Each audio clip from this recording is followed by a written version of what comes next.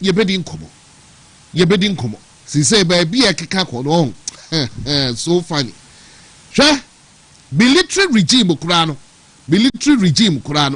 we say ababe twamu yes say heaven and earth shall pass away. Heaven and earth shall pass away. Enti den entwem. Den kra na entwem. And then enkola ewo NDC mu. Na President Muhammad so di. Oh, the President Muhammad yo ye di a. Bia ebi edu ba bia betina so do okọ. He has nothing to lose. President Muhammad no de odu we any time. De bia be ka so do okọ. He has nothing to lose. Na mwa wudi akire no. Inchini mano. Mo hwe mu future de. President Muhammad ye wawie on the busua ni bibia immunity for a while just wawie wase wawie. Na mwa mu di akire no youth no. Mo dwene mu future ho. Baby akika kono. Eni yan.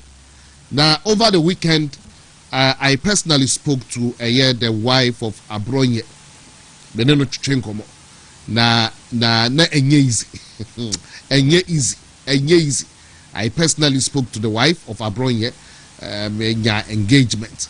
Na just to reach out to Abronye crack keno.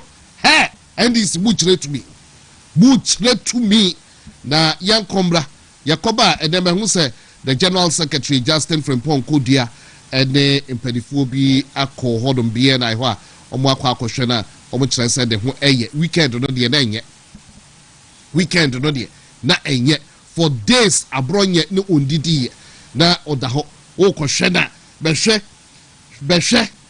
police foɔ na kyɛ sɛ escort kro de wo bɛkɔ kra no ensempii but of what ma yankomra yebedi ni nyina ho enkomo to me whilst the power lasts we will face away to heaven na if you want say the current president John Dramani Mahama onu Nkansah kan yo onu no de we test bi e de waye din no te akire ena ohwe ena manfo eyo omo bi na okotenafia ena obehun sa woni no na ekọ opposition na onu de wo serve awio onu ase okotenafie na afi obesori adopa ohwe nani benkum nifa obia ni ho enti me na medi president pain obia di ho do kra che se omo atwa ne ho ahia nyina efie ho di power to me no wudi wia wo fra kra de obefre na ode ahokeka ebe peke call do kra do nya obo sa afedie ya strip naked obefeel say nyewa wo twa wadi benkum na betrayal obia muwa enti mo de monko so why ebia na wo de unhu bi sa adanti enti wo so ma huntew power ana ba be dunsa and na we use power no edit obi fa ahodie so. But right about now Kitima is right here with me in the studio. Men crossover na Beni Kitima Herbal Center for Enkudi Nkomo na yebabiwa yebaba beto asa nkomo nyina so ma wa fidie no enda hasia opani mema aha ema wakwaba na mepa chowa pomu etose nkopon yeda ya miase adwuma mu so boko papa yeda ya miase papa Kitima Herbal Center look yendingo Kitima Herbal Center obi ati yanka wonim se mfeche ho asem ne yeka yeda nyankopon asese nyankopon mayanduru a chese burani kura ni bi pada yi pada wonwa so a me se ni pada sani se wonya bi na wo wigu yama uyudema infection syphilis HIV chese yale mumwa bia wo widema wo tenka bia amoni nyina be wo afio amoni nyina obi se me ho hyehye me ho keka me ho wo me amoni na mitrim me widie me ho nam nyina da soso wo menya pada bia me se mwani nyina be wu enu tin ya me se akofra nua bi ati se kankwa dankwa kire kakadu ana pinyini ana hwe ye dia ye se nu kase ya meken na se droi ebi gu widie ma me pa chonya na meka kire o nyame na meka kire o emwani nyina wu afi honom me se wanya gonoria pen ana so kodwale nsuom obi se media me so da ye ne ya wo me panie obi se media me so da ye na me didi ye odayem obi se media spiritual marriage saa no mani nyina me say ye meka no kitima ya ba center wo beduru wa saa no mani to atwa obi say we di say me pa cho no asem no wo di ane say wo ba benya kitima ya ba pada ni bi na pada yi anase yare medical ka cho say ye de wo na yetime dia wo obi amane be ma epie no ketua bi me pa cho ntime amfe no ba na ada wo saa so no ba bi so te wontimi ohun be ma na odwane adentra eno ma wo no ho no wontimi na obe ma ana obe nhia mesrew be ma bi ba honom me pa cho ma mi bi wo se wono enam yare wenti no ya ma na kom mfie makoma nan yare wei ba bia nipa edi nipa bia koduro no ebi kwa mana no ebi ko Togo ebi ko hen na so wa be ya wonya yare sa badi ka kiro se sa yare wei no se Nyankopon amfa ma wa wontumi nsa anuti na me gina me tumi so kan pense sa yare wei heba doctor bia no obetima akono obetima sa ma Ghana ha obetima triti but wontumi sama doctor bia no obetima sa ma na yare we so ye maka kiro se enya doctor yare ye ntriti o but ye mo ye kumo mo na sabwe obetra widiem na me so ye OBA na wonim na sabwe to widiem a wan hia be ko doctor kura no ehu ba wo beti se mo ne nenam wani so wasum aboe be mo akwa maman aboe wo be ma me pa cha o chima okokobu ne nyire yi wo beti wo be ko se medical kan be se yare me pa cha e wo wiase ye ntimi nsa ye se eni aduro nyina ye mfese mo na ye sa aduro adwuma no ye number na di tudwa no ye number na 0246 91 47 and 17 aye 0246 91 47 17 medical card say aduro no ye di bi kwata krade Kofodua Accra Bogoso Tamale ana Kumase ba bia wo ben bia no ofre na ben ho aye be mu akwakotobi de Kumase ye wo abua kwase paase gawo misra say ya lewe amma me pacho obi atima ye dai asema to obi anaso obi anya yi odwane akwche dem adentra wona be bu amane but obi nanuma ansem wenti no anasa yare wenti no ama be ma bi ne be ma fo ye ketua bi aboa no wura mu no obeti se age pepe obeti woni na be ma na fo me pacho mo obi na ada so okofa engutu ana bibia afa ho abra aboa we nwu ya wo wediem me bi ameka kiro se bi ntimi si e wo wiase da ebi tumi si etimi sraw se wo sa tibia we mu a obi so age no watum se me badi be 70 years eti dia me be ma wu aduri de ewu me pacho be ma ne nya hwe me bia me ka kiro me se me papa onya 90 years no wo ne last born be ka se mo ya na manfo na meko me pacho ye duro adia se ya manfo asole am se kitima afede de duro no ye kura de iduro wa ye ntia se adai wo uko doctor na hu se glaucoma ayewa me bia me ka kiro aboa no ofa wachi no ofa okochi no oba wani unko doctor ma doctor nka nkyerɛ sɛ ɛyɛ infection mo na ayɛ sa da obaka kyerɛ sɛ da koma ansuo so no ɔde abegyina wutirim no ɔsa de nsuo asa ayɛ dɛ aguani no so aka ho owo mebusa asa wo yɛ Ghana ni ohu obi a ɔde glaucoma akɔ hospital ama anasa ya sabi ama ya pono da maybe ɔte wo saa so na duro we adia ɛsa ayɛ ne sɛ obi a wɔ pressure sugar etu asiesi efu me na me ka kyerɛ wo etu asiesi ehwu obekwa yare sabia na nipa gu wo pim adentra breni se bra benum oduro we ekopim se obenum a obewu na wo benum aduru ba bi no afi de no aduro na ansa anje ni asa ka cho se me yenwo opane obewo opane na koduru ba bi me pa chew afi de na obi bia sei me pa chew blakiti ma e ba center na wo ba ye be ma oduro ye de aduro no ma wa sa problem ni nyina be de ebe firi wako enti sa ebe duru ba bi no emfa papa mrawo na manfo boy bo sese nenti sa ya lewe na wa duru se wakoma na ebo pelipeli me pato America bra maka chiro se ya lewe otimi kotra wakomam na se wokotra wakomam enya asem ketua ochika se ebe ya oya obi nim se ye fun ya de eye infection obi nim se tiare eye infection onim odi ase na de ba ko a infection ade a o ye kura ma na ya ye nse se wunya sugar na se bibi tu na ho na ba bia ahwe be twatwe ubekọ na aka kira say sugar no nti na ma say kuru na tum me pa tonye sugar o eye mo na wo mu nti eti na aka kira say ubekọ na aka kira say wukidi say ensu esi abegina wukidi ho ana ensu esi abegina oyem eye asabla me pa tonye da bi enti sa asabla bia no wo ensu esi brakiti ma honom na oba say ye kidney say ye infection ana say ye catch say oxa oba no oxa say akom so na ni bewu because emu ana na dey oxa na ba wu emu ano na oba ma hia ya say na ho oxa ne o tori aso me konto to news sema na ho anwa me ba chawo ebi ne ho brakiti emu ani fi wi de ma ya le bi na oba sa wo wi ase e wo ho na ma be ko da me bi asa me ka kire mo o pa agima chinyi be say yale bia ni ho a obesa a betima koda etimi sira otutu amika brakiti ma eba center e wo kuma se ebu akwase paase obeduru ho no ma be say ye de nokure ayale sa ne man ye nhwe wani mu nyi usika mfantu ebotomu obi a obeto duro ni bia so otu amika na oba obakiti ma eba center eduro no de usika betu bia na auto ne package no kura no anase duro no buo no kura no oba ye dika cheske no mu yensa na otu ba ko epacho elim se de obeto bia betima sa yale ni ntino ukto na kwa wana be sa de aba etimi sro ye number na ye bubu atwato na ya sole no ye number na ye 0246 91 47 and 17 0246 91 47 17 me pacho makacho se obi oboguso tamale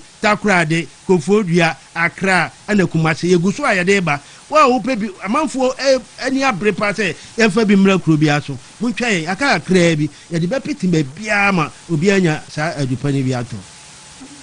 All right, me da was papa na me pa cho number no de sense so ebio emame why okay itima he ba center ye number no 0246 91 47 and 17 abruwa bi si wontimi mfa 0246 91 47 17 me si ye duro ni bi wo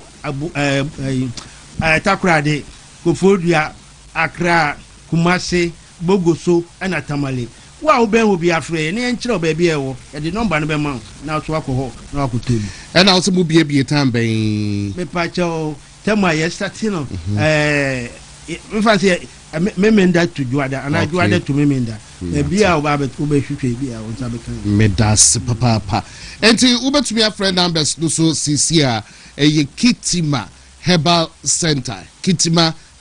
center kohodum na also kosohwe na wa kokudu od ba bo say yes no kre na nyame acheyade a chese na duro no so de jai ebo adwuma pa benkanda ada into betumi afre the numbers no so cca na wode no edi nkomo ya to aye dwumade no so to Ghana dwumade so edi live on WONTUMI television so midin edi Kwaku Kyeremanteng Nkansah keike edi na ejuada area nsebdo edoso nti yebekọ ye de bontantebe enchekrado ye Richard Ajman of the NPP communications team at Nancy together with Kwaku Ejedim Buatin na ene ensama ya jibre ede eremu ye democracy ene sanye kabina men kabia memu say baby NDC for ede Kwaku jina ene we ye Ghana ni na wonye NDC dia kese wodo utube Nkansah ene uko twa infoni kura wona mhona kese obekọ no Kwaku twa infoni say bia ade no evidence edie kura na dia chew na kese ye do s ne enti infoni kura no uko twa sise ya eno ane say ye chew eno ena Dr. Mahmoud Baumia also democracy and free speech under siege in Ghana. Democracy and free speech under siege in Ghana. Now, and the saying 13th May, and a circuit court judge. Yes, circuit court judge. 9, circuit court 9. Judge ya uhui abronye ekopie nedim na ose kwaye sa abronye akasa edi etia no. Prosecution ekandensem egina digina ko wie se oba remande abronye into remande no into prison custody 13th no ena abronye lawyer mate wo se kwasibo twedom mate dom yuche dom na ye the lawyers ena just say omo esrese yemfa no enko eye BNI BNI yede no ekọ ye no omo nso chese eho rules no quite different ubetumi akọ akosra na ensemu pii na weekend the mechanical say I happened to have spoken to the wife mene ne yire etwetwe nkomo na ebie na who suggested frimpon kodia no makọ akosra na omo kire say yes he's upbeat ene eye but weekend no ebie ndis for de omo ya bronye kro omo beku weekend na abronye for days ended the year few days because from the accounts kwa ese koji permission from the head office na one process after the other na obehwe ebedru police for no hono near all escort okra du wanim edwa kono akoya atabidi na akoya nsempi nipai accommodate na accommodate no so ade yiri na betume de aduane akwa command du ba bia fama ye ne ba aduane nso de enye obia na bia aduane bia from obi nsam obedi na koye nsempi so at a point in time you can say for days na bronye indidi you know that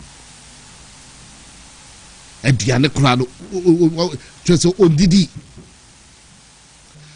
but therefore and some that qua to an extent say and after your market don't press conference or ye order as a judge no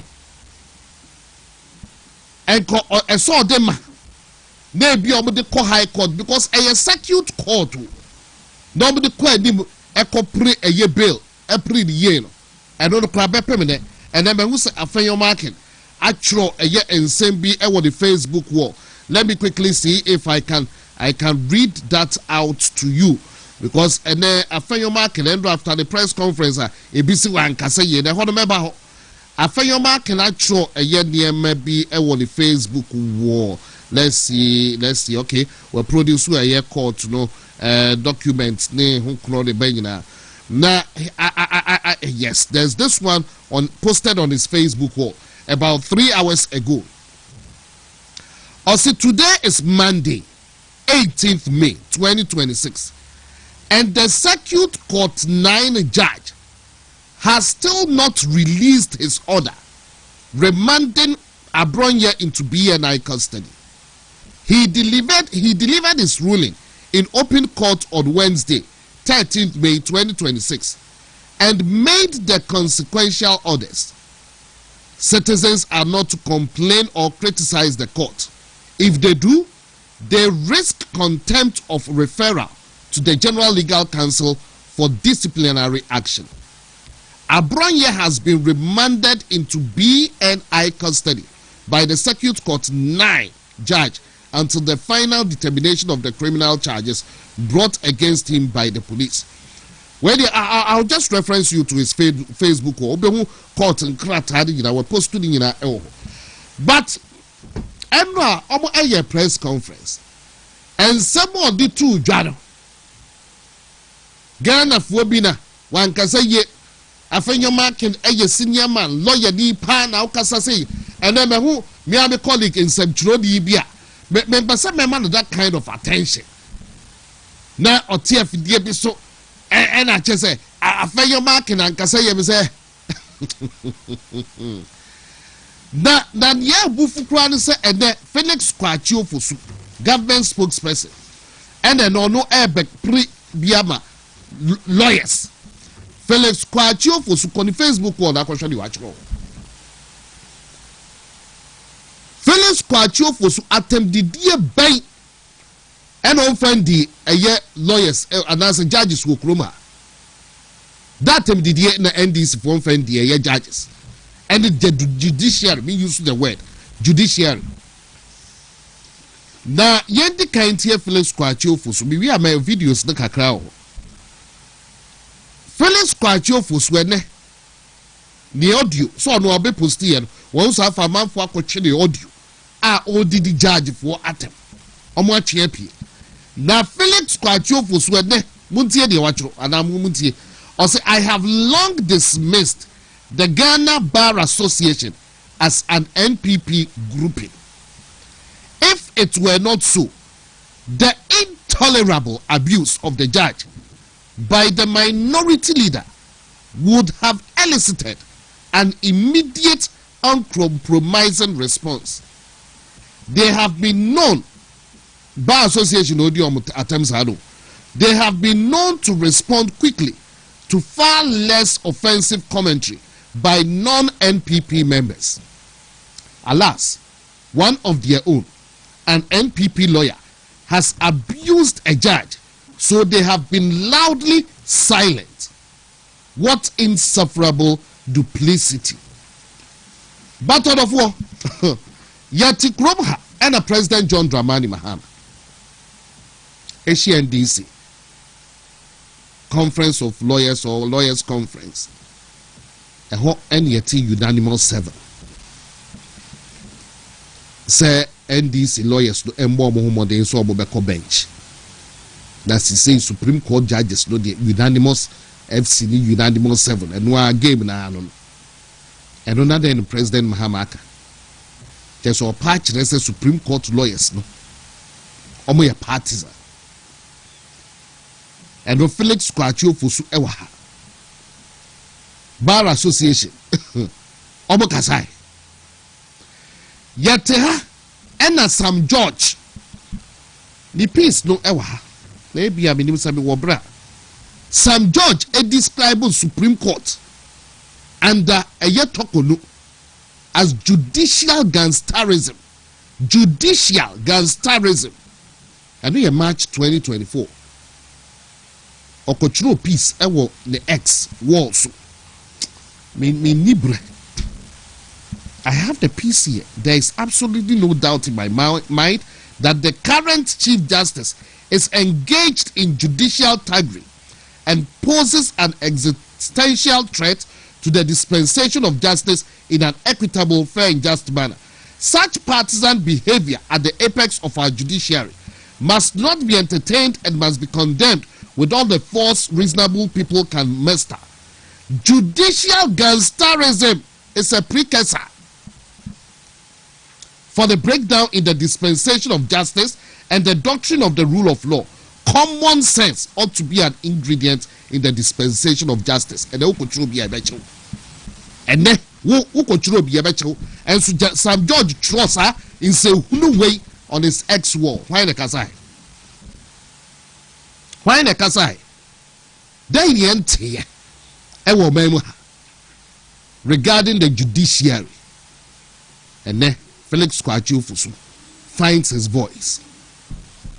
But the bay and a fanyo marking a kai. I just a hell a breaky Lucy and ra a bia wutie a bia went here. But Nana Kwame, Repacho umfa a fanyo marking audio no. Has no respect for his own judicial oath. I don't think he read the law. That circuit court 9J, I have no respect for him.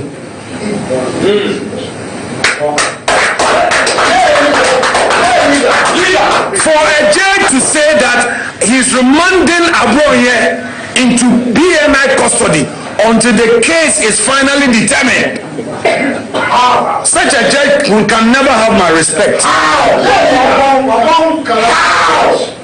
I pray that he summons me for contempt. I will continue to disrespect him until he upholds the law. He's gone beyond his judicial function, and it is not his first. It's as if he has been selected purposely to achieve this. He doesn't talk law. I don't know whether he ever passed his law exam. It's a shame. It's a shame on the judiciary, and my Lord Bafuboni must pay attention to this. For whatever it is, it's about his legacy. I'm told by December he will be 70 and he will be gone. Is that the legacy he wants to leave after Tokonu was booted out of office and all manner of accusation leveled against Tokonu? Is that the judiciary Yes. The judiciary, they said they were going to reset. Is that a reset where a judge will say he is remanding an accused? Because if he allows him to go home, if he grants him bail, he is likely to talk again. So he should remain in custody. That judge has no respect for his own judicial oath. Said you'll be kind with more fire. More fire. With him judge on friend, oh, more fire. Yesterday, the nay, and then the yet. And not the day you, and then yet, Ubi Kasa, and yet. But in any case, Nana Kwame, Repacho, begin Tia Felix Kwaku for so a few seconds be in Samubia or Noah on a network city. Felix entire judicial and legal architecture. Entire judicial and legal architecture is an empty appendage. Number two, the president has said some awful things since he took power. This has to count as the most irresponsible and reckless statement any president can make. As for the fact that President Akufo, has stabbed the judiciary with MPP partisans, it is beyond doubt. Ghana's entire judicial and legal architecture is an MPP appendage. Number two, the president has said some awful things since he took power. This has to count as the most irresponsible and reckless statement any president can make. As for the fact that President Akufo, has stabbed the judiciary with MPP partisans, it is beyond doubt. Ghana's entire judicial and legal architecture is an MPP appendage. Number two, the president has said some awful things since he took power. This has to count as the most irresponsible. And then onu ebetufu. Felix Kwaku for sunene and out here. And some no eka edifa judiciary no, labeling them as partisan back then. And onu ebetufu no no Ghana Bar Association obuka bibi kire. Ghana Bar Association eka bibi e de kire Felix Kwaku for suana. I no akwa akoda.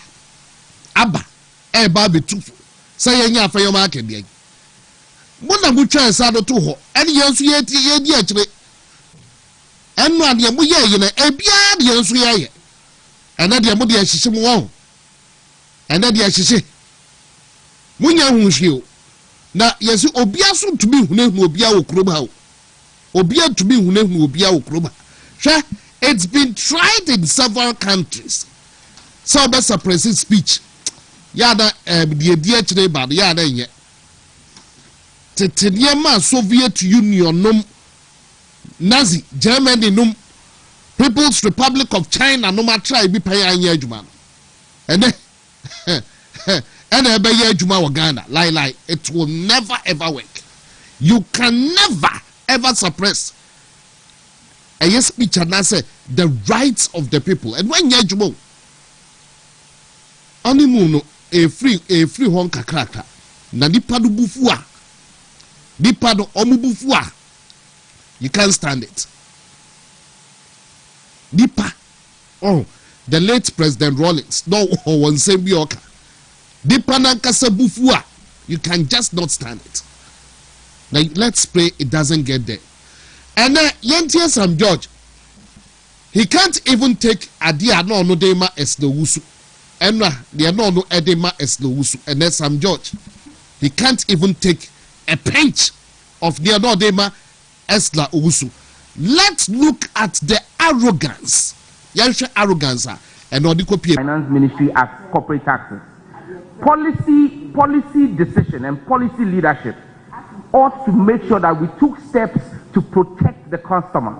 And I'm saying that we, under this reset agenda and under a responsible government, have done so. Minister, no, Honorable, I'm also a member of Parliament. Don't do this. Minister, Please, I am on the floor, Minister, Honorable. I understand. Let me make my point. No, you won't heckle me. Don't play sentiment. You, but we beg Chairman, you.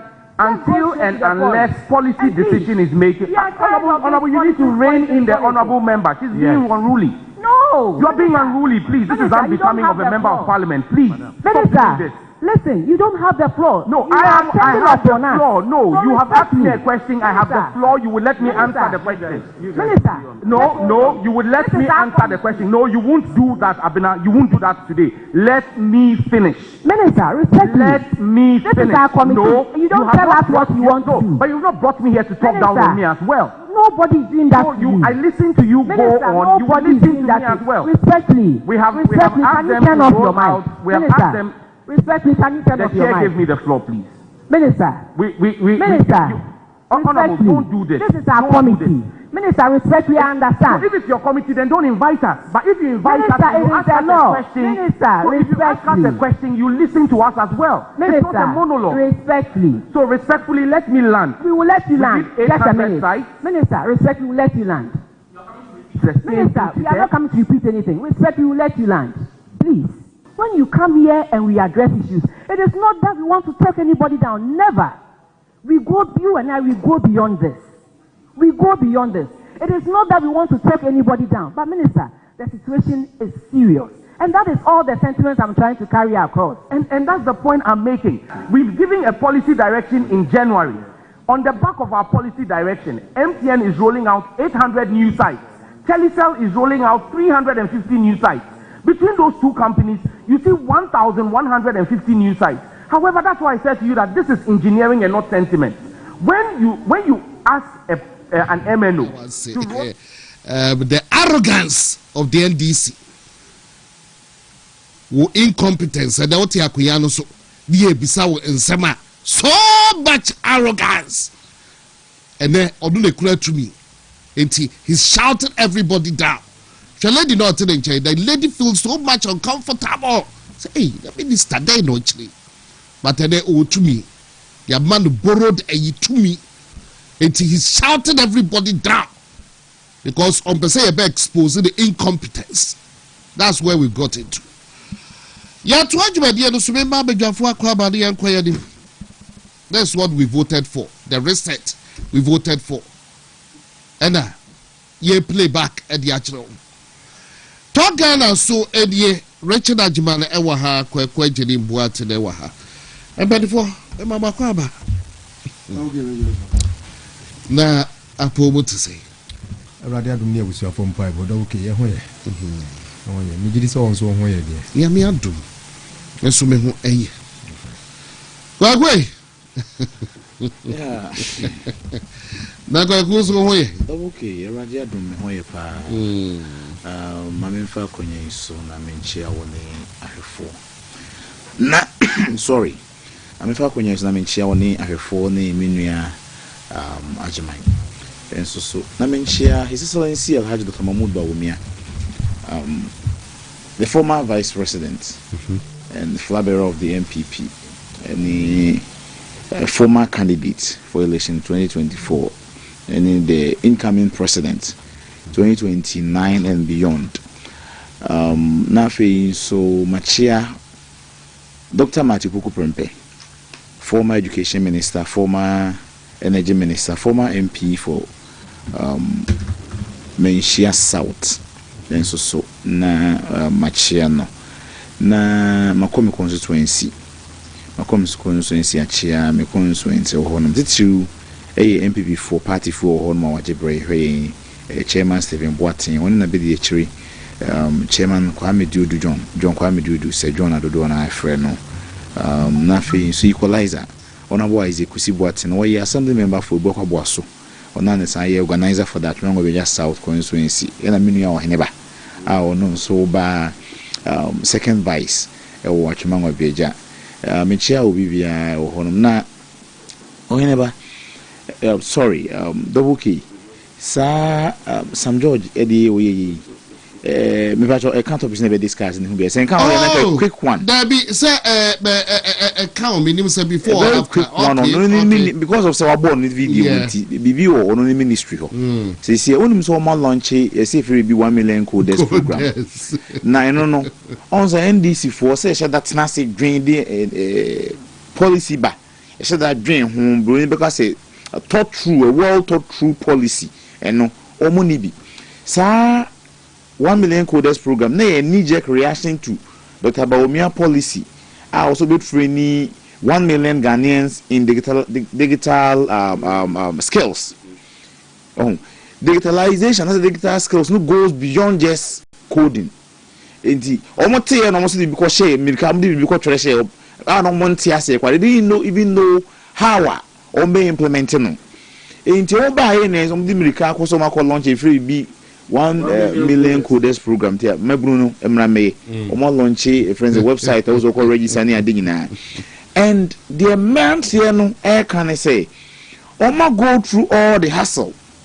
Akoto data network no kra ba bi nye na for so na wo ya na otima register Ghana card for we brad o ni na ewie owie ye na omo call center some coding centers some of the training centers yeah ha come center jom so my is me no say but the greater Accra dey bibiri wo ho no ma abobo ba mrantie no so omo ko ba bi omo say where center no a ba ko see UPS ko UPS ono mo kwa school authority ni say omo nim kwa bibia sa no so quality brebe aba ba ye nim bibia obi na emeka sa somebody had a bibia so they can't even find anything. So and we are in center because I have a couple of videos but time will could be Coursera course but the all kind of the centers no ukwa bibia ni ho and after so we are normal mau link our site when I register him say come ko center ko pe laptop obi on mo ni bi think ko center on he say be provide their mama na say teacher ni bi ho mo bi oba chire oba ma guidelines and you say ni ho and after site no so a mo ko register yes say dey be chire ma de no no mo dey say bi kura be online program be a lecturer no live na wo chire wa de and bi say no ma link ubo link ni so na dey call Google Digital a friend say certificate training na yibi omo friend say Coursera no hoda daw program o free and boys ni bisa say na say sa program ya no ade na boba ya dia you go through such stress na aban so twa 100 million Ghana cedis me boy 100 million Ghana cedis this is Coursera program no free Google run check no and one thing na mebru no ready na mo say repackaging no settings na bi no setting and repackaging and this for ade mo ya no even ade we bugu ko mo ko package Coursera obi abetumi atena the comfort of his home na ono akoso no demo de omo fasa ade we nyina ko wie Coursera stress and this is what we bargain for na yakotono na yakofa betu ye ho so na ye me de say nyese ye me de say mebru no ho kire wo mana say o mo fa stress him but the wo mo ne say e bie wo mo ni eno ne a friend say the positive wo mu e bie wo mo ni about the NDC ene niema ye ka kire tu wo mo fo say enam say mo de mu so mo ye genzizi nti no mo hu mama mahama the first Mahama one no more humbi. But 1 million coders. About this, I was scam more power. Where is scam? Share double K. I said, no, I can the biggest scam. That's a biggest scam. And bring mommy who crime, but Casapi, my triangle. I may she share videos, sir. Me boys, Libya, youth, and Casobo Casa. Saturday or the Omo Kuwaina, and a concern, the other, and say, Omo Bell register, blah, blah, blah, Omo Casa. Double K, the biggest scam. The biggest scam.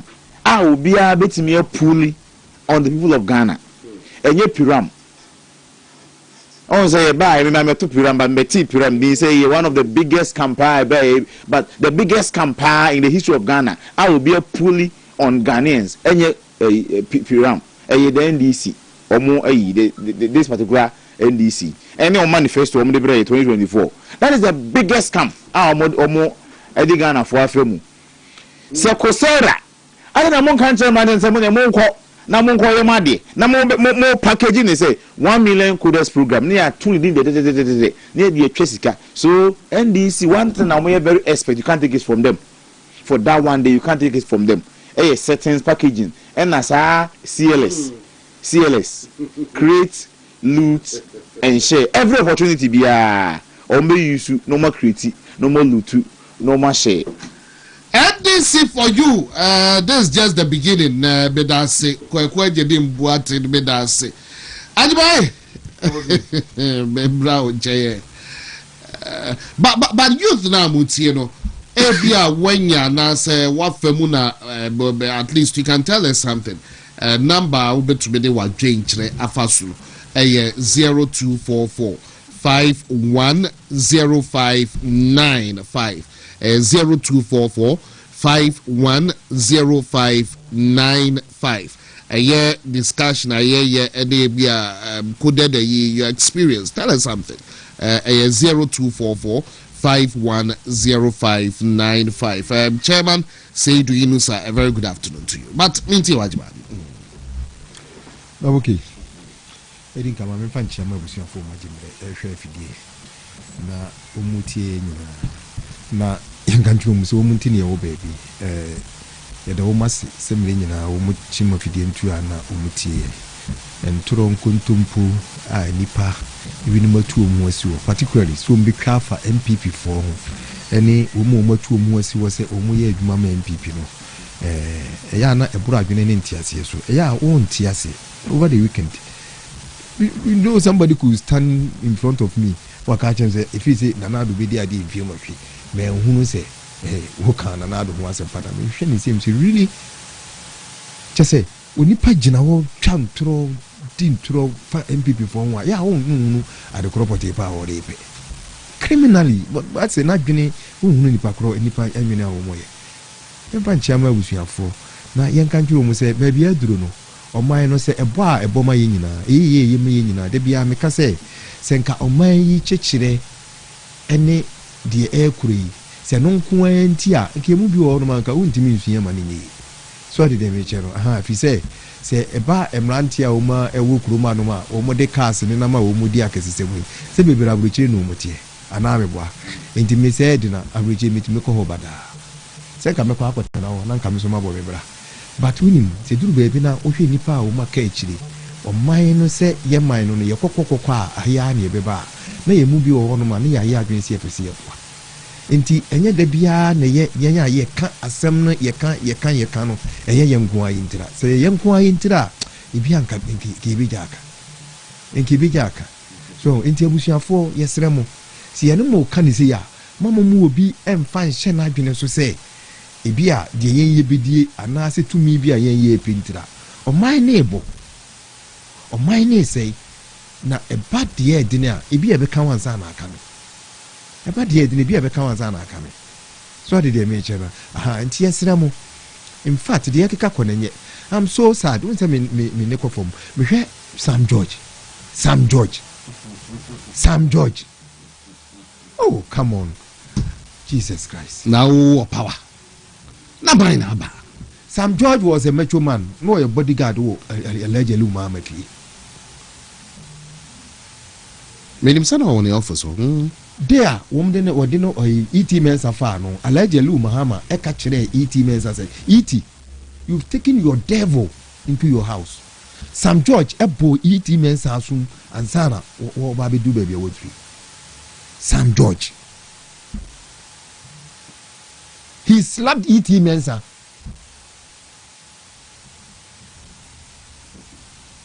and then look at the arrogance we no motiwo kasa you can't talk untimi nka bibia nche you go to Afenyomakin a lawyer of high repute no why law over the years he ranks higher than that circuit court judge na omokano lawyers na omo ho no musisi ano Afenyomakin who person dey ko bench untimi fa no ko circuit court untimi fa no betra ho si yakasi ye gino e wo judicial service mu ne se won ko bench Afenyomakin betra circuit court and wo Afenyomakin betimi akasa a kire sa judge if what he is doing is not right because he is senior onim what is he is saying but look at how ono okasa kire abuna osiyasare then insisting kokona chairman of the committee was sitting down now obi am invite no kasa say namuto honorable minister I miss Lowusu I miss her nanka won beti wo committee nzo nke gui nanka yo Lowusu a enka committee ni gui o ma nya antoa so wote wo o kasa bra dia oba besi yetimi di 10 minutes here. Look at how you are struggling. Kasetia oba besi asa ba osoli awanu si no so na wo kasetia no na wo kasetia no he is more competent, she is more competent, everything more than you. Well, go and as bema ukotena ni seat so hu how hot the seat is. Was yesterday arrogant and hustler she was but was he a boy and some man and now quite say as a scandal BS in the office or the Facebook response be about that but one mekashi one was here kotu sika one sika who sika manano one was here kotu manano sa ansem na ebebu eboba obeti de waye now what committee anim na okasa am also a member of parliament. You are also a member of parliament. She's being unruly. She's being unruly. Now where a parliamentary language? Unruly. A parliamentary language? Afedi omampanyi Ministry of Communication, you know, Sam George dia. Is it not a public office who has to be accountable? It said you know Mubuta will be accountable na Ghana for the two abamo. Is it not? Is it not the Public Accounts Committee and Wakoye no? Sa committee no ubu akontachi roma ubu chire individuals na womotewa no anase ubu chire Ghana for as omai. Come on, amampanyi. Do something. Wanya bibia enunkwase no ehihye too much. Ehihye judicial service ene egu bibia ebegu. I told you if you sit in your comfort zone the problem will find you whether you like it or not. Amani ni free baby baba hate to never hate to harder. So president stand up and face it. And you many people no ma wa Nkansah for ani ko ho. Eh enyamra na motu say Nana Akufo-Addo ntimi nya reshuffle because ni nuanu can ofori ata. So I thought President Mahama would have been doing reshuffle every morning. What has happened just 6 months and over Minister of Defense? What has happened? When we have a finance minister, now almost WONTUMI and you declare there, and then another incompetent. This is why we don't even have it. On minor, we don't have the Minister of Defense and the President. You are sitting down. We can appoint a nipa bebreba e waga na hanumi. Utimi yi Kofi Kolia, e ma no kokoye Kolia embassy, ambassador e Kolia, ono kra no onye Ghana ni. The Ghana for any na hanumi bebrebe utimi appoint ba ko say onkonkoye Minister of Defense. Kolia for kra o appoint wo mo.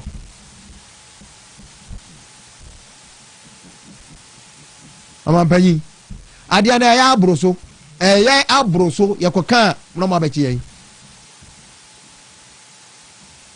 amefa chama His Excellency Adaji Dr. Mahmoud Bawumia the Digital Bawumia Ghana ni daso minimu se nyaminti Dr. Bawumia baba be Ghana mampanyi na enye achichi o Debi MPP and will be to one man worker and a mobile munye womubi and MPP for their mobile and we have something to do. We don't have time to be arresting criminals and yes will be there. We don't have that time. Ya buy no na Nkuragu street mo a na sa Nkura ne ma de achi wo mo sokula ampa o ma bra boss you have to take them to school. When you bro afa Nkura do mo ko free SHS akotena kwem se me chiche nkrofo o chiche nkrofo de ayede. We don't have their time. We are only praying say omampanyi mo mamlanya adwuma. Say mlani ya adwuma. We don't have your time to come and arrest you. Nobody have that time. We have if we have time your babies here home with precious things. And your man who here de nyame be betimi dia kobu akonta achirem. Not this uselessness. The echi enkrofo ne ye we and no mfaso ni so. Mfaso ni so koko akuafo sika ye nyantua ye ba we will be serious and pay the cocoa farmers said the be benya aduane amu madi nurse 40 fie ye ba ye de adwene we say e ba dwene kwan ye be fa nurse fo na adwuma teacher 40 fie ye ba ye de adwene e ba dwene kwan ye be fa so ye be fa teacher fo na adwuma awose ye chichire wo man. It is getting too much. Na nyame e ma Alhaji Dr. Mahmoud Bawumia emra media de na Bernard Nkubos Yako, the champion chairman, the incoming national chairman of our party, no matter what, a dear Nsuobe Bubia, Enti Minyane She, Yaminti, Bernard and Kibos Yako, so will be the share true, say you will be the share true. He will be the national chairman of our party. After you boycott the national elections in the you know, Bernard and Kibos Yako will be the national chairman of our party. Kwame Nkrumah. You're talking about no on the prison. You're talking about no on the prison. Put him to jail. We will vote for him. Monfanu Kotumi Abatu Abanamano. Edian Zami Anti no Kroma. Edian Yehu no Kroma. Check 275 million Ghana cedis. And Bansu Kroma. Yama doc check 275 million cedis. And no Timi charge you be so a couple of Bosia bank. The this kind of man or due diligence in the Encheno. Yanyashi and ye charge you before. Na me Bobo Siana said the Minkrata Aba. No one who we are the Bosiana. I'm them far away.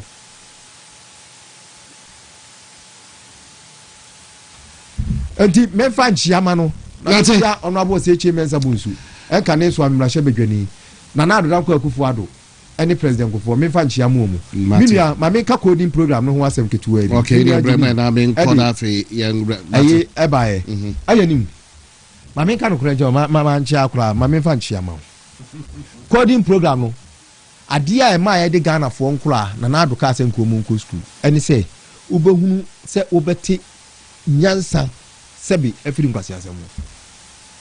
How to separate right from wrong no enti ene yede nkura ko school at least no wanya wadwina anya speed kakra na atimi amu watimi abobra e de akowani double k obi aka to so obetre nkura be 1 million code in coding amana ye ya sebi nsehunu no ka kire I am telling you Opa Free University lecturer bia and na say for obi or computer scientist bia na ka kire say on training kura 1 million in coding program.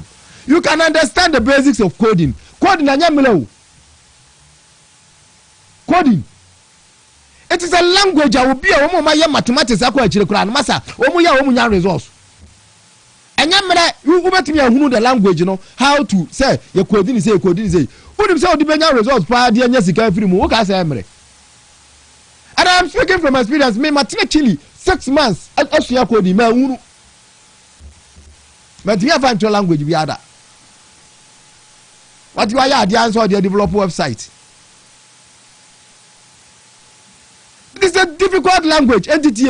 See I hear digitalization. What did you mention no? Ade ya dem krana for digital you more. Yes, there are smart guys e wo mu a enim de akwa na mo betumi aye coding. And o man no mu nyina I won't say unya nipa 1 million o betumi o yes smarter enough to learn the coding language na o mutimi de aye adwuma. So did you mention no? But to go and pick everybody from everywhere thinking say u betumi atwe no am not me atro coding language. It is not easy.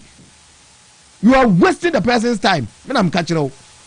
Obetina de no ho for 1 year ohunu foko obeko fie nsapan wa waste ska wa wasting the time what man ni daso ohunu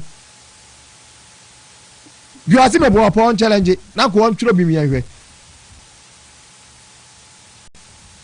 keke okay kasi ani ti say mathematics o at say mathematics an kura we ma mo 1 + 1 kura no ma just formal retardation kro mo ntimi calculate no okay ka code si ani e wo formula at say the oya mathematics no e ke kasi ani a wo ke e di person di determine e bia obi fun wa loko e dia na figure be na di bo e hemu a e be ye ya mafu na timi abi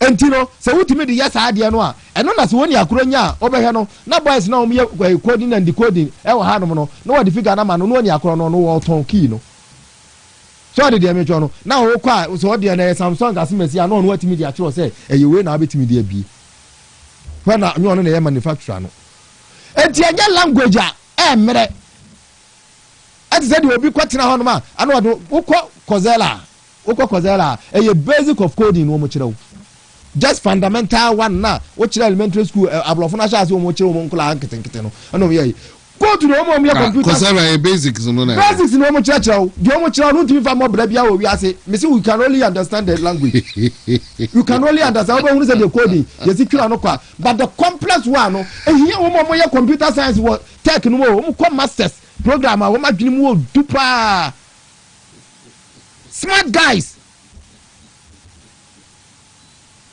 Who pay sika die mo pay we nti o se betre nkra 1 million in coding na enipa age asem oyadi na na what wo sase woji this say but we can call computer scientists we bet me afro mo child or tech bi no abusu mo if coding is an easy language obi abetumi asu no abontra anga kwafo be ko university akoye computer science also go through be e wo me I will vina dalma matena ho no mo asua coding wo pa we let me teach you how to code me claramente me ava anya hwe 6 months na wo come go away to me ava here here NDC for 1 million coders there 1 million coders e be a shabrecha o be kasa o be a shabrecha say obi nya shabrecha me I no dey tie dey me can say emfa nkoto nkura na dwene so say nkura na omuti street no ofa wo mu within 10 minutes and I say within 1 month wo mu di kwa konya adwuma ye enya mmere. That is my problem. We be say man sika kwa say ka do continue mo in apprenticeship e wo masonry and I say carpentry and here na ko manya adwuma ye and we need them. We pay sika na dia to continue mo coding no afesika na dia kwa koye no mo makwa kwotara bi no makwa ye kozela mi nyina yo wie nso a o mu ti fa nya o mu ti fa mo bla dia. What's the essence of it? Yeah, and this buye buye ya kana na nkwa dieni da ajeni na na ebisa se budget no na say no the cross check here ajeni bu dey okay now 100 million Ghana cedis conference come here ya the kokosera dey me e man ye me can say man 100 million o 100 million the man here Ghana cedis emrantie no the youth no omoti nyina say they even know the budget sika e twa no ndi videos america amebunu no ye no ma ko tu say ya ndi we na ya mai 100 million no kosera the young ones now understand everything and I say my basics mate ya ko ya ni ba okwa tietete okwa first dia ko la ska bo omo elementary coding for case coding for social and so I know that there at the same school class 1 ya cho velocity udru JHS obasa velocity uko level 100 university have velocity uko level 400 university have velocity uko masters have velocity but uba who velocity no as I won ko wanim no na so zia bem etu obi ka coding no kira o kete no coding ni nie ebeduru ba bia wa bo se da bia ha de mapem madwena pem wa was two time ewi ase ade anya no ade ase mema bebrebe ene nipa bebra abrabo eye decision you take ya kusa ya ko da Bahama is the whole abai papa ba enti amabuno no monyina mo ho bodi de be why ajima ko ya didie wo chili eno no crowd want to President Bahama odundo de papa na ba no mo odemo be kokosera ehon de ye kire coding papa because odu we twa 100 million cedis and the atoso enti ba hu kura be chiche sigara mamo why enti monyine mo na busia de pa abai papa na aba we ya wo hwe ya ko enti say be twa ajima ba ya ko other topics ye be hu an time na so na ya play time ya skabu over that's time da ani ajima say sika no mu twa half ba na chili de no kire omo de na woni mi na sa ho bra ka ho de ya ba ya ko ya di brother tie chili wonom no wo mo program here friend startup chili what did them jono it's what me code na ka wo ho aho abanu mo $33,000 iya sa mo chili passport am hadi atire krumo biko enge young mama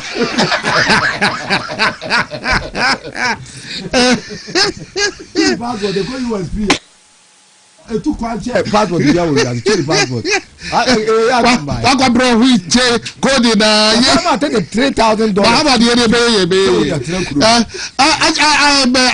ajeri yanko mabru ye tu obufu obuntie o yeah okay me that say na mamenchia me mama bi owo ebu akwa da de ase e frɛ no ama oeyu oni onua abena cash omo ehwe dwumadi ti mechia o mbebere bi obia na fe so mame adwati wa ewo nyina hini oni menua ba da ko a omfre no Judith omo no so wonyina hini bro no bi efre ho salam so ehwe dwumadi mechia o double K on the culture of silence NDC 4% almost sign a baby. When we say Ghana, we've come a long way. We've come far. We are experience soja, and the soja memu na yakano. The worst of it. A champion near free phenomena by they will be our one in but the worst of it. Under PNDC. And the air force required a BD base at 3 months. But PNDC 11 years. The worst experience Ghana yenya under military rule. No. Maybe hunu Rollins ni civilian government. But sabre no na nkomo ne kokoswa na metie ne se wo kasa e bechew. Sabre mi krom no mo ko bi hono G I forgotten the name GRYG something of that sort. NDC for na aye. That time no NDC this year no have any PY men achwa beja. That time so kasa se wa kan sama ma netia Rollins na e becho na mentia ase me na metese na mre bi ho na e frɛ no criminal libel law eno na NDC e be o be civilian numpo o mo dani o mo yi pi ni free ho e ma ne kwa NDC no onum say the same soldier memu no a ndi o mo su no mo e ban ne o mo ne yo ni na tse de na pi no ho na ba ye ba democracy no untimi mfa PNDC no ansa ma ndi no so man so se kakraba no mu yi pi ni free ho ene wo ka NDC no but su ne ni pa na wo mu de the same thing enti na ade ano mo de kamanfo ano atomu ema wontimi nka de aban ne ye omampanyin eye aban mu foafo bi ye so mu disika so mo ye den wontimi nka ho asem the criminal libel law chere say ukasa itimi chew onim ewiase baabi a kamamenka bi wo no se obi ka asem na no pa the edin right first one say nipa asem ni tia no no eye emra kwanso na de ne ko siwu nipa no enti e friend no civil libel procedure and civil libel na ko twan damage nka say o twan damage no saa na ye no amene beti ase o twan damage je se waka say tia no agu ne hu fin de ko twa damage eno na de be see saa criminal libel law no anemu ebra NPP aban ba mampanyin kofo oban na o se da bi saa mara we se o se yi free ho na omanfo atimi akasa if so omanfo akasa no kwa ebu amemu no omanfo akasa ebu amemu no kire say last time me kan wo ha say so ya aban na wo ye bibi wamemu no mu no me wo tie ye de ye wasom de nko a na say ka papa nko a na kire wa wo nye wafa if we say wo twasa na wo hunu so achia wo so obi ne ka kire oban pereberebe no ya na omo ye oppose you opponent no e ne kire wo ne ma enye no omo ne ka e kire wo enti wo fa saa de no sa akonya na wo de asiesie aye ni yie saa ntina ye ma kwan e ma afoforo nyina e kasa wo na wo ye hye kamaminkebu aye friend democracy anansa wo na wa bi mu adesuafo a wa bi mu no omu nyina say ye ka manfo ano ka atumu a ye ka won kasaboa e hye won yemu ana say democracy na say kamaminkebu memu no e na yagu no enti free speech is one of the cardinal features of democracy so ni pe kasa e ya de baako enti this government na man we say was setting them up to fail. The government is set themselves up for failure. Ebra omo kanipa no atomu no. If we say one peck criticism, what do you be o say niam nyina ye. But enkoye wore ba ho so no na bre na so na manfo no a kire wo. Bosu na yedua moburu. Eno de ekoso sisi ye. If we say maintain ekoso no ase.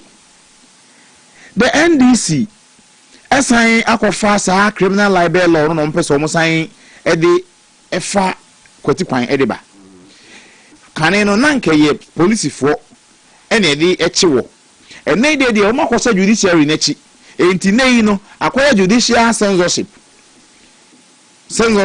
we ye media personnel aban na echira wo ne o so ka kase o man bi ye censorship o man bi mu aye sa we media personnel so ye friend say amanyuni o ye magazine and say na social media be o ko social media so say aban na echira wo ne ka ene no ye fa police ye the police ni judiciary and the judicial na be ye censorship na nka den na be ba say ye say omanfo ekasa obi akasa mana no apa pesa mrana edi abo chairman Kwame Bafo abronya edi abo no eye misdemeanor na wo hwe mramu a meka ne say offense kwa na meka ne twi say mfomso ye twe ho aso mfomso a banza o man ne be fa no atwe ho aso no because it be a misdemeanor say no crime na isawo mu e onketwa no because they were felony and a felony is no quite degrees it misdemeanor e de isawo mu e de ho aso twen no e free busumi nsia ana say bi kwa de e wo form sense a e kopem e bi aburo so amfie miensa che say wo form enti enye enti asenim say ya charge obi for misdemeanor say wakasa kasa no so kwa na say de betimi asay o man aso me makasa basabasa esi minim hawa se obi judge bi eye niema medwudi se emfata na me criticize no a e betimi asay o man aso ndwie are we trying to say now and ye judiciary na say judge for no o mo bro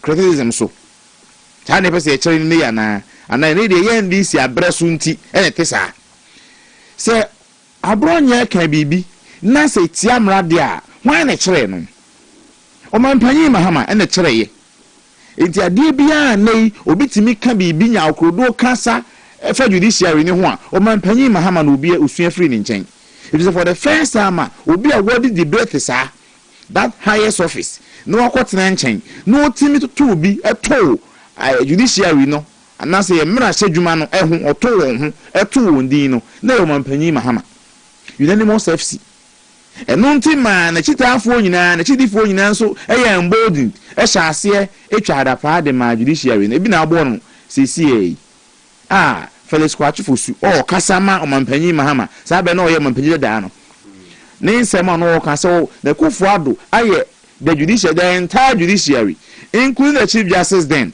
Supreme Court judge fo nyina ka ho bi appeals court judge fo nyina high court for circuit court any district nyina or say o mampanyi kufu ado aye no MPP. What is the difference between no any assembly chairman Kwame Bafo kan no so obi say yeah the whole judiciary ni nyina na appendage of MPP and so obi say judge here political judge meaning say judge for na ho sa bre no according to Felix Kwachu for statement no judge for ho ni nyina na MPP for o mo MPP a judge for meaning so they are political judges yes I know kan enti what is the difference between them no anyway but that have not he felt justified or doing say nyina so bia ana bibia anko yi a ne nyi hu nti otimi kasa but the need there obi so criticize here you say onko dem na there nwanwane say ya na manfo kan say every bia offense bia bailable according to Martin Pebu number 2 no correct na omu wi ana mo say but it is to the discretion of the judge minti ase ewo ho e different me dwen say bail any the status quo bail mum say obi aba court no say be money bail no eno ne the normally say your money bail no is the exception which must be grounded on certain factors that's the reasons say back court I was say money bail say judge in my bill na no mo na hear the exception I was a reason be na ma me jail o ma me bill e nye say bia say ma bill no mo na hear the normal na we say ma obi no was a judge na fe no kwadwen ho no say o ma wana e wo say o ma won no mu na o di nchechiri mu ba de nti a o ma obi the nti a obi ba court na ma ne bill no say e bi a o ye flight risk obedwane nti Ghana ha say abronye obedwane abronye say misdemeanor abronye bedwane e bi o so wo ba interfere with investigation e di investigation na ye koso because judge no say e content we dey obviously o call be say akọ kabio obekọ akọye bio okọ akọye bio be court nklata we pia go do okọ akọye what dey kan wase no one of the reasons so reasons into a court be deny obi bail na ye me ansape dey dey kan say nipa na bi obedwane secondly obe interfere with investigation and a third and say be for no one concern security any that of others for security reasons e be a woman no kwa obe pose security threat to others and answer on one kasa ne ho these are the three reasons e mama ya kasa ye ma obi bi o de no kwa akoto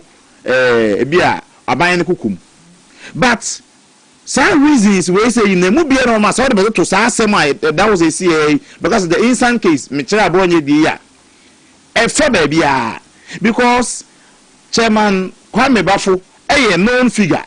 He has investment. Ghana onko baby he's a stakeholder in MPP. Nya de odwane. Ebi also a day investigation or kwa interfere with. To tell me say misdemeanor, a charge of misdemeanor. They didn't shame one ko pen say e be di asem na wie. Say na judge ne kan wo. Ko pen so e be di asem na wie. The strengthens when they say circuit courts Emma Kyeremanteng obi na won ti ase na se circuit court nkwa say even high court kra ampo Kyeremanteng obi and na say my judgment bi na won ti ase na person ko ya appeal uhia ayi no court na e ma that judgment and na say ma that order no sa omo ayi the reasons no and say na wajina so ya akwa ye appeal eno enti circuit court no Kyeremanteng abronye Wednesday and then Monday be seen that reason no also dema that order no o man dey available to nipa ya Kyeremanteng lawyers no more ultimate jina so dey akọ high court akọ pray say be a high court emma sa circuit court judgment and say order nimu eno on famaye meaning say onimu de pass say sa na dey no call o maye no remand no say high court be ba to agu ama yeyi abroad so punish no obeso di bail no bail offense a punishment and Martin Pebu number 2 according to Martin Pebu number 2 Martin Pebu versus the Attorney General 2 no and so I say you so bail and from punish will be the reason is say every accused person is deemed innocent until proven guilty we be a de kwadu abono no according to Ghana mra any rule of law be bia no say nipa kono ye fa ne say odibem kopim say ye bedi asem ne be wie ne be bono anase ono abaji atum say odifo so until proven guilty or pleaded guilty ono abeka say medifo anase court bedi asem ne wie say odifo no enti wo de bail no punish no na edi asem ne wie na onifo a obe den compensate no the state should not be seen say or the emra any your friend is say security services no police for any judiciary no 88 and amount for fan who di eso but eno no the echo say see into show mo say be kan sha ase no the dark days NDC abreso PNDC time e pem NDC 1992 no be pem 2000 sa bre no wa itinemu na obi ntimi nkasa kan man focus abo hye wo man no enu biewu na say o man panyi Mahama our civilian president. The difference between Wampanyi Mahama and Kenny say who said we say be one memu and they say no Wampanyi Rollins they soldier ni in the soldier memu no the buy or the tio and a buy and a fee ye share and say on grown no on fair fugu she and no soldier tade ngu no fair fugu she say civilian and here dan Krobia Sante say odam for ne dam krokra ante say de obi hu hwan kra ye dan asa soldier esun be dey e be woni mu enti na kan nyanwa but Wampanyi Mahama de baby a free 2001 President Kufo the National Reconciliation Commission ebaye ema ye omanfo timi kan o ye die saa bre no ne omo fa mu ema ye yi criminal libel law every honum akọ more benefit from free speech say free speech enka be ye na otimi bedi mampanyin hwe twa mu twa bo mampan ekufuado egu ni hu free ni ade na because of free speech enti ena ma wo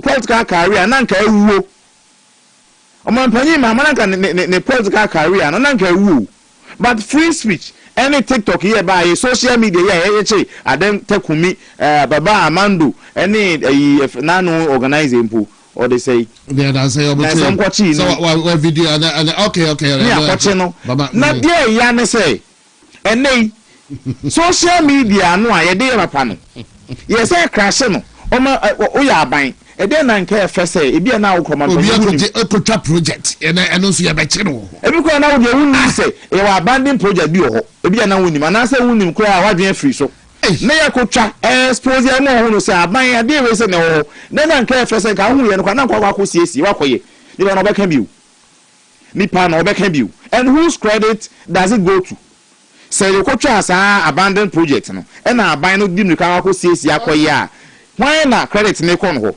ena me no ka say mampon break sataso na nka be kan ya abu regional minister the backyard and the social media enti ne oto won so ba ko che no ana is say ba ko repair and I say ba ko solve problem no na wo mo so bi o mo expose enema ha o manfo no ama a che o man aban na dwesi so say be siesie no ye use o man to media tata o but ne wo mu ni nkran hye na me ma Ghana for say when say na wo se hye nkran na wo hwe ni pa na se party a obeto aba e de ama no MPP yen ye ba e de mra ye adwuma o mampanyi kufuo e ba ye na kufuo do ba ye dem so dey say yen ne mo manfo nya wo otimi ka o mo e bo so asem na so mutimi ka wo mo asem e mo hi asem na nya ba ye obetata wo se de hia wo kra no so obi wa no kan ba be chew e no ni NDC so munya akwanya bi wa they should know which party to vote for and which not to vote for. Mate bedase papa na Kwaku ejeni mbuate bedase na Sataso Breja na Kwaku kan ho asem regional minister concert minister the backyard bro mu di kan raise concerns no be posti here than there's the usual gimmicks no o man kama kuma antum yem na ha ye be and na de na bu adwurga na Kwaku kai instance so no be dwe kwan ye obefa so as regional minister no was solve problems then on the Facebook wall be entire crowd were post to are you a lawyer I want to read the answers they say or the cheche Paul you can say adumochre bia bo anya mo na odwule bu hu agro ne nsamfu ene wo amuako hini enisu bridge bu backyard unko solve a problem what Facebook are you a lawyer I want to read your answers you call this a regional minister ayama na juma e was Kyeremanteng nsamfu say when you vote for bridge bu o backyard nko fo nkomba. Look at this. Ataso says didn't put say as Sataso bridge last year and the regional minister with all the apparatus and to be for draw attention to say Kevin unim okon Facebook war na dey be as usual the culture and say oh my pressure my pressure no response no or my pressure and the pressure na ebu what was about pressure we mention nsamfu a ote social media actually trace mo no odwe mo ajima ba dwe ntie we na okay eniema a ekoso ewo the judiciary ene achichi a ekoso enyanwa mwa bia eringa mamemfa nchia ema His Excellency Alhaji Dr. Mahmoud Bawumia bi ewo akukudura wode aka kire enipa binumu a o ma famila hye wo mu nsem na o mo ye niema enso enfatane enso ani se o mo nka hu se akuntabuo eda wo mani mu twen wo mo akuntabuo ni de pregnant with meanings wadwen yo se o be ko pension in the next 6 months indeed what do we need share or pensioner who will up and touch the Unyame and I remember see even here you face judgment when I was here some way Christopher when I was here some way and for when I was here some way soon for into any party be accountability is there and for those of you who better say am I a two woman Sami Jemfi where's a sorry and I mean so me go to one a term of office a very good terminals with NDC Abaya woman in a yes pansada. I'm quoting Sami Jemfi. One more term of office, so we a public sector worker, so a deal. Yes, ye dear who say a deal in a way. When him say a dying DC for you before I be more pioneer woman. Because young Tanasi, you won't sit down. A man, Meshia, man, now on Fenny.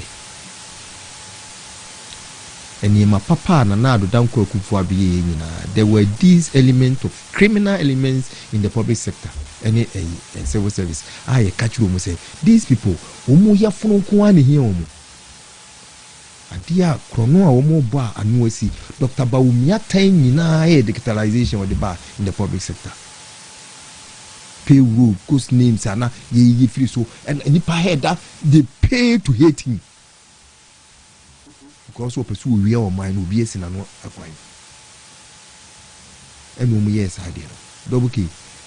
Or my bia akoso etumpon ewo wiase bia enipa fa ahudi ewo se wo chede na dwemu very important adia ema wiase nyina ka se ye bepe conservatism what did dem jono ni ye communism afiri woni say in the communist state no na ye manipa kwan emu nchire wo madwene enti okọ China oni China WhatsApp ni ho Omu social media different okay. They control the media. Oko Russia the same thing. Denmark no more not the same thing and no more. And actually Denmark no more said there be and we practice neoliberalism.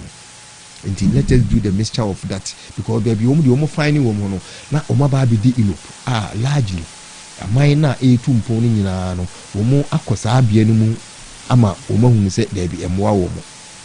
Until over Greece, Ireland, Spain, Portugal, woman in no Macosabian, Germany, or Macosa communism, no more arm war.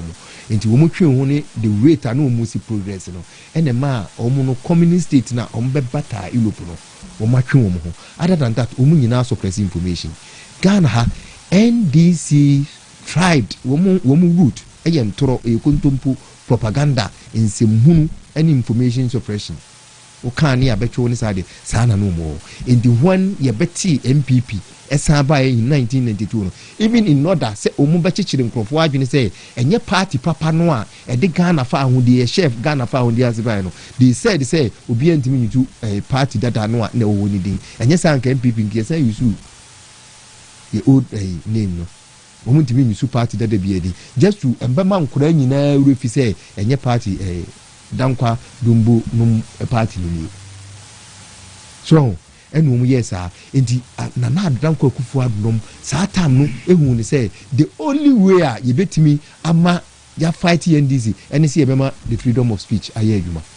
Enti they fought for the right of journalists, they fought for the right of information. Eye kumi pra kungokuruma nyina. Enu omo kon ya enne radio stations aye adwuma. Media ye adwuma say media na ye adwuma no selfishly they are solely MPP. We employed you, we fought for you in 1992. You dare not mo amugina ho na mo kasa de mo nsesi mo kuku nyina no in 1992. You dare not aka be 10 minutes no I will be actually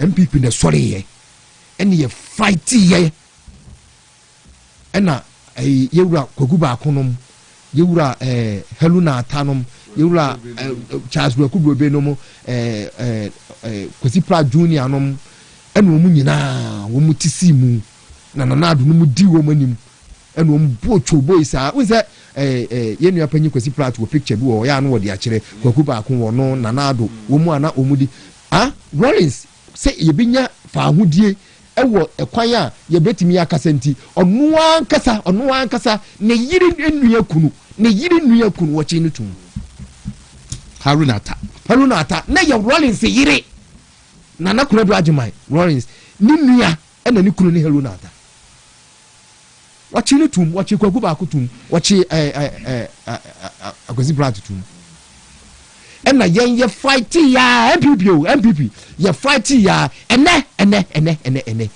media wo nyina wo mo sole ye MPP because wo mo enye bibidi adopa ba kubi odi afeyo mark na tem na me so o ma bibidi me say the sadness obi ase one dey he doesn't sympathize with abronye wo kasa no with all due respect to you eat from talking about people enko bia say the obi be kan fa no hu bia wo retaliate once you catch the judge na ya judge na dey nti na on the oye sa no emoja na nam no it's not because of his position. He is thinking say at the end of oye no egu no hu fi what did you me nya judge enka won so start sole anopa na wo ka bi kire me a na say me so me think say egu me hu fi a enka me fa me kwan so say judge na use na judge sam na enka me so me use mabati.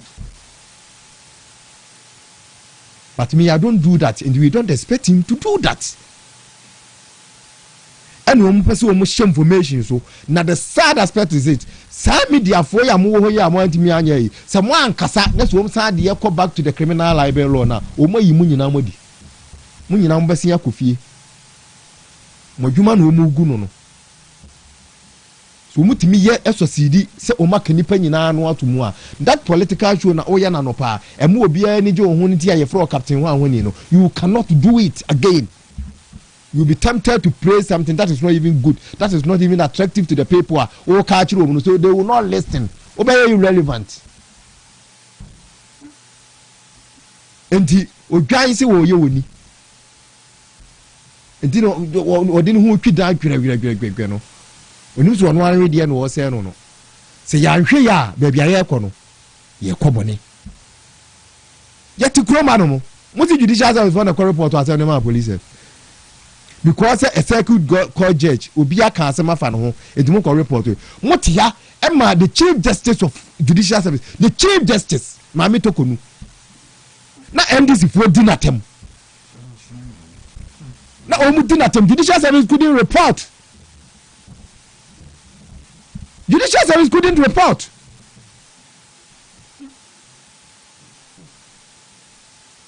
tini pattern mokromba omo ba omo yi judges binu madi aka dwuma de enkie hu no say yesi ye ka ba ko a ya ka mu nyina enti ka judge na no omo yi na die no a na moa modwini mu moa modwidi se enye papa particularly Mami Tokonu Mami ya eno ye George na Wood upon everything okay you want say no person obeka bi ana ameboa or recuse no from all that. Because it be a man position where a council of state member, but if for sure say in her capacity as a former chief justice, all what was going on, he doesn't want to include himself. A chinakucha kunyamia mfana nko bonzemje. What you know for him? A judicial service in swallowing woman country almost say enough is enough. Adia modi ya mami we are yantiasie. You sat down there. Emma a whole chief justice. She was the apex of your institution. You did in attempt. A can some fan ho. Contempo, some of them were blatant lies. And then Moses circuit court judge. Circuit court judge. High court. Mako churokrata. Say, Yamachi will be. What did Abronya do? Court them. Take the rule of the game is that lawyer for minya lawyer ni, but the rule of the game is that court ye camera ye nka no kore. So duru court wa ye camera ntina ko duru court wa ni aka to be ma lawyer ni won. So what did they make no? Because you Christo ni bia jitum ta ye no kure to do say Yesu ye Nyankopon ana ameboa. But duru court na akoye sa asem na lawyer for ka to say ni ma me ni Mary ni papa ni Joseph. Ubedi for court nyesa wo no kure no a wo de ba no ene ye bagi atum eno kure no be ka atu masa na se wo kura bible si yenyem no bo so me nkru obi a nyem no di ase na bekan ne dia emra na to ne dia chiro so obi a nyem no wo ba ye ma ye wo no no ye nipa onyesi that is all emra no and yabeduru court ɛna maame toko no kan say the law is the law enti fa mmara no yɛ adwuma na obi ahu sɛ wo de mmara no na yɛ adwuma wa prime mmara no na sɛ wokɔ yɛ bibi foforo na obi ka so wabɔn awɔboa wabɔn yɛ atum didi dabu ke wabɔn yɛ atum didi mi wo Germany na papa bi Dr. Stefan Mene ko ne be edi nkomo ɛna ne ba no ka say daddy I don't think what you are saying makes sense ɛna na ma ya appearance kakra I didn't know akra be ka kyerɛ ne papa akra kete be ka kyerɛ papa say the wo ka no it doesn't make sense ɛna ne papa say oh no me mum na I say my misconstrue the meaning of the neba ne person watching the ono ka no doesn't make sense to neba no it is up to him ɛna wo say we prove to neba ne say the all can make sense enya atim didi so did they make no but say ya ha no maybe o ka kyerɛ papa say papa say ma kan de minyi ni say nyansa sin bia o mu so what did not tell or you work as what did not but it's not an insult and this will be case wabon it is the lack of application of the writing and the mere case wabon even insults are not it's not a crime under our laws insults wabon enya crime me fan say omampanyin John Dramani Mahama what did you do ɛna waba Ghana ɛna wabe yedum so wabe electricity ho adwuma wa faili poto 2016 ɛna ya to aba tia no 1.5 million ɛna wakɔtena nkyɛn no ɛna ya ma no corrections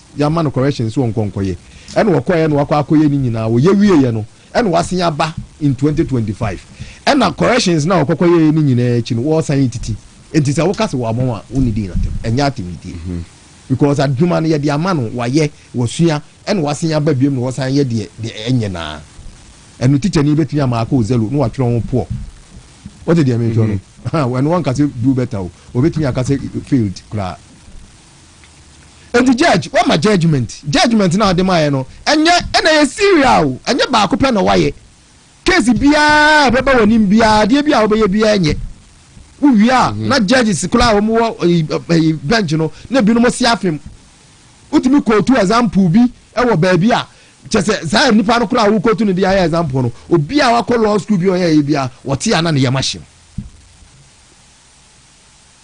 ena abronya enya an ordinary person et said you obi a ka say ena abronya is the regional chairman of a political party, the leading opposition party in Ghana. He is a regional chairman. And the ordinary for Baba Amando, and why a kwachi no na didn't question na ya kayaka diano. Open nipa na was kasa on behalf of Baba Amando. It is Abronya, he was the regional chairman. Adamebwa. And if such a person, Ekasa now did not tama. Yet the Crown was here, don't get ya, Ekachina said, a crown for do so, Kwaku, you crown for Tejiamwa. Who arrested him? Because he was a general secretary of a political party. To be able to say a political talk, and it's a job, Ella phone off. Attended the about Ghana politics more year when you know, it started in 2007. Fellow squad to Dr. Manebo Mokujo to Abraqua, Boys, no, 2007 2008 campaign. Omutimija Nanado picture no the Nasi Kurabasu. Movie and a more reward was Uncle deputy minister positions near you and a more reward ministerial appointments. Then, and before boys, no to see, I said, so we are, and fast also. Before then, not that is what we were doing. Not social media, and this animal was not even part of the political campaign. Everything was on platform. And as a movements be, none and I don't know. You started it, you and this for more paper in 2008. You started that. Fellas go to Fosu.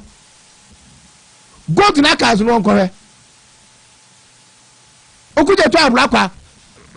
Dr. Manebo to me Facebook say no my account bank account no more adi ababa to no my listing crofo say we account to wo muni check president crofo awo to me twa lu promu say ne yiri ni ne ba ni nie wo mu tisi timo mo ba be duru kotoka 9:30 ni nyina no mo boa say kontompo we nyina 2008 mu ye nukroma mu ye no twa sa to ho na wo mo ba no two things na wo me your madu zo be one ne say sa media no na o ma lose credibility because o suppress o mo before then and say na yen be media no etimi rise ewokroma no they will have to be the friends of the media and they spent everything pushing to the media and the media for because of the ombedi and don't feel say they are okay and Ghana is good. The next thing is to suppress the information as they used to do. But talk about here. Suppress this information, no. That's what we are. They will send you media people back to where you are. And they say, "Oh man, Nkansah, not the air cosway. Oh, Ghana is moving towards Russia. They are moving towards China." Na ebe to aba na NDC for na nya Russia no bena. Oh, menim say be a future about Kwaku. That is the strategy. Take back achiro. Ya ebe to aba na Russia no bena. Communism. Russia for you know. Communism no more suppress here. Ena o ma fa kwa bia so many here ni nyina. They are not spending because had ye Iran, Turkey, Russia, Soviet Union by south of one and practice. Almost spending. And I want no matter so asa do sika enu adwuma ne kofom. And it's one we are saying nyina we are. What they are going to do is ultimately enipa nyina ba yemobo so no wakoda wo mo. Then I say Richard Ajman me say all too soon yeah bono tofa Nkansah no said Ajman no yeah ba beto abano monko aka 2024 who say back and forth Russia the president Mahama no ko Russia ma mekai broni bi kra ba betro article bi say or practice democracy. I think say the BBC article be on post to BBC me who say Franklin Kujuku yi ano say mindset na kwa democratic by Russia mindset na President Mahama use wo Ghana it will share Russian tactics no Soviet Union Nazi no sa de ma da bi reset no eno no person de ba but emfa enya de e befa enya de e befa na maybe a minute be obeka bibi na yenkofa no nsia kasi e bona ya brena so Nkansah ya brena so just seconds there sorry okay brena so ye ko no me kai Ghana for say ebra MPP free aben mu no on the 6th of January 2025 na petrol less than 15 cedis. 14.7 and that was even diesel. Petrol was less and diesel 17 cedis plus petrol 15 cedis and sa sika almost say no about 44 billion no almost say ama yen gains abo ama yen economy na stabilize no e wo hefa because economy no endimi ntua adwumayefo ka economy no ntimi emahia na ato akuafo endimi ntua akuafo ka de a na petrol asan ko gina abro da bia eja no dia so be economy aye papa e wo so but I say yeah sorry to the so Francis J very good evening to you Francis J for Busume Frehu a youth organizer Francis J of WONTUMI TV ya na you go so I will say Brendo do honma or call for youth organizer no turning back into them or call for youth organizer but here the ubesia or china nyame